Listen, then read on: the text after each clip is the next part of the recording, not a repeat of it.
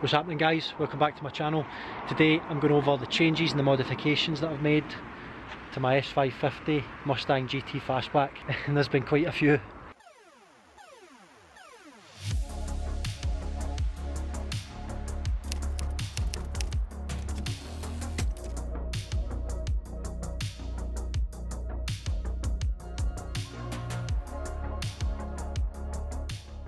So I've had this car for going on a year now. If you've not seen the video where I got it, I'll link it here and I'll link it down below. When I picked it up last year, it was pretty much straight out the factory. Everything was stock on it. Nothing had been done, no modifications whatsoever, which is exactly what I wanted. I wanted a clean slate just to make it my own. So what I'll do is I'll take a walk around the car and I'll go through everything that I've done in a chronological order, leading up to the last modification I made, which is my favourite. So let's take a look around the car. First off, I got the frame around the passenger and the driver's side windows de-chromed. I've got nothing against chrome. As you can see, the 5.0 badge and the Horse logo badge on the front is still chrome. I like a little bit though, I don't like too much, and I thought with the full chrome around the windows it made it look too much like an executive style car, whereas the black just gives it that more racing, aggressive inspired look. When I got that done, I also had the windows tinted, so as you can see the full rear window is completely blacked out, as are the quarter windows on each side. After they were blacked out, I then picked up the quarter window louvers, and these are an ABS and they're finished in matte black. They're just a nod to the old 60s style Mustangs, which all had the quarter window louvers on them. I just love that wee nod to the classic cars. Then I went down to the wheels. When I bought the car, these were a chrome alloy and I got them powder coated to a Japanese style racing bronze. I was going to go for a full gold, you know, like an actual proper gold, to stand out, but I thought with the car being the ruby red, it would look too much like fucking Iron Man or something. It's like a sort of copper style bronze, and they really stand out from the rest of the car. As you can see, I've still got a wee bit of chrome in the middle with the Running Horse logo as well. Now we come to the exhaust. So there was a toss up when I was thinking about performance exhaust to put on the car. I had a toss up between two companies. One was Corsa and the other one was Bolla. Now the reason I went with Bolla is because they specialise in making performance exhausts for muscle cars specifically. I've done a lot of sitting around on YouTube listening to sound comparisons and things, but I'm absolutely thrilled with the one that I finally decided on. I went for the Bolla Attack performance exhaust.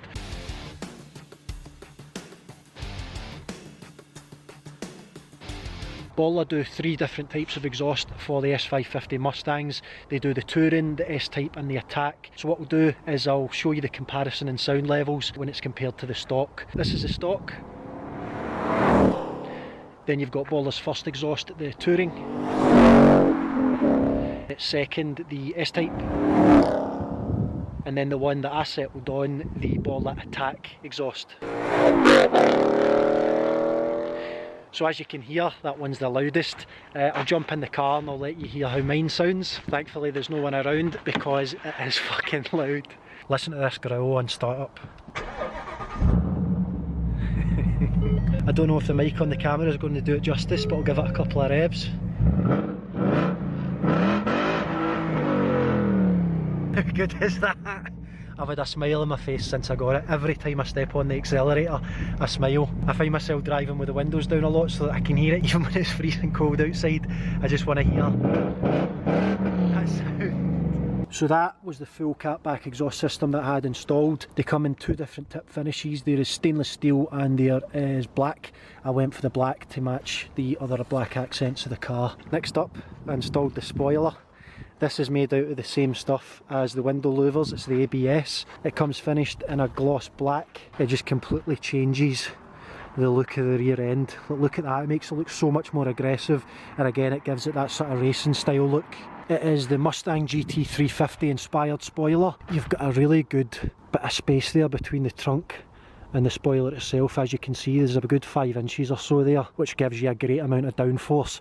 With the Mustang being a rear wheel drive car, you're looking for as much downforce as you can get, especially at high speeds, so that you can just keep its arse in the ground as much as possible. So as well as looking good, it is also very, very practical.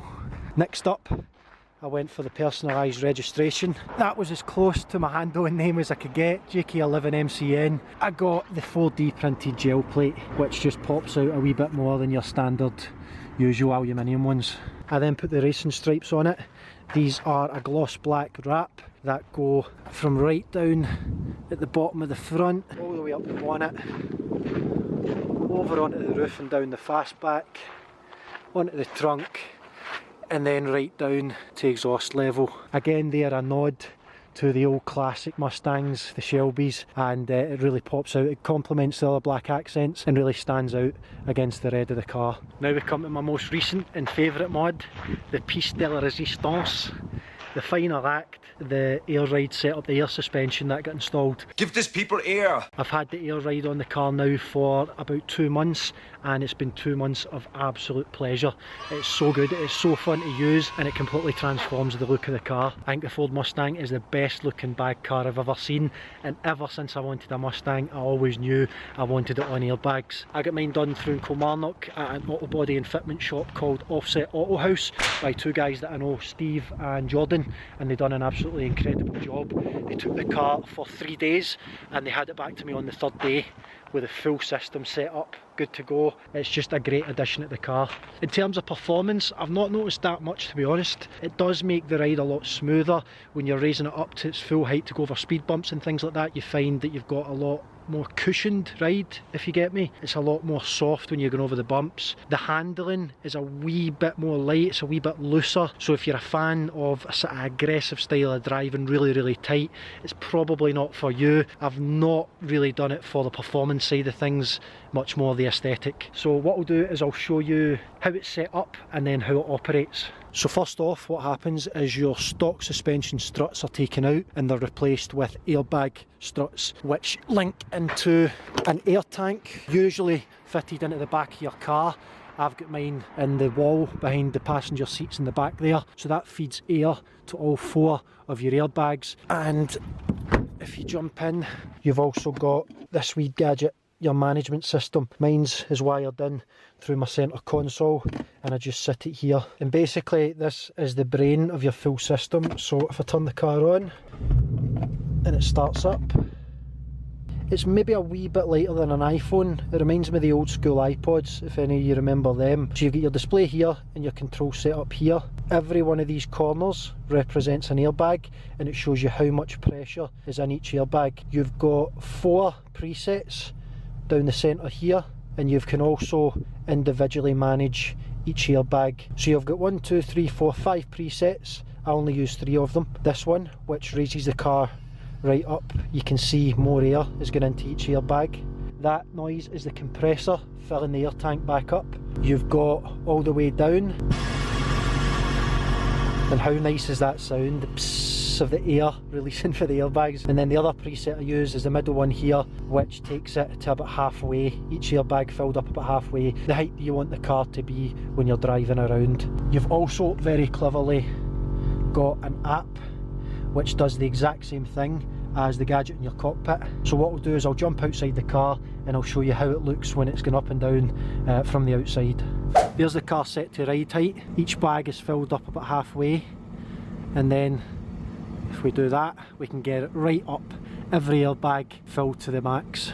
And as you can see, when it's right up, it gives it that real powerful, aggressive, performance driven look. And you've got a good space between the top of your tyre and the body there as well. And then again, just with a double click of a button, your car can be sitting right down on its bum, and that's you nice and tucked. Body is pretty much resting right on top of the tyre there. How stunning. It's absolutely mad how it changes the complete look of the car, isn't it? So whenever I park, obviously I'm right down on the ground just for the sake of it and the pure fun.